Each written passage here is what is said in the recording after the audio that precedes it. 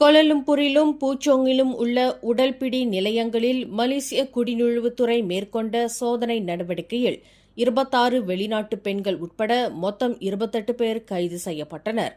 பொதுமக்கள் அளித்த புகாரைத் தொடர்ந்து கடந்த ஒரு வார காலமாக அப்பகுதிகளில் மேற்கொள்ளப்பட்ட உளவு நடவடிக்கைக்கு பிறகு பல்வேறு பொறுப்புகளில் உள்ள 55 அதிகாரிகள் மற்றும் அமலாக்க பணியாளர்களின் ஆள்பலத்துடன் இந்த சோதனை மேற்கொள்ளப்பட்டதாக மலேசிய குடிநுழைவுத்துறை தலைமை இயக்குநர் டத்தோ ஜக்கரியா ஷாபான் தெரிவித்தார். இந்நடவடிக்கையின் போது மொத்தம் 42 தனி நபர்களிடம் சோதனை நடத்தப்பட்டது.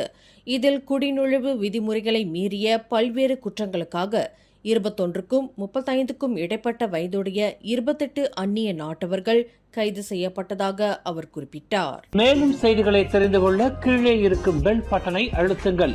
உங்கள் மகிழ்ச்சியை வெளிப்படுத்த லைக் மற்றும் ஷேர் செய்யுங்கள். தொடர்ந்து திசைகளோடு இணைந்திருக்க சப்ஸ்கிரைப் செய்யுங்கள்.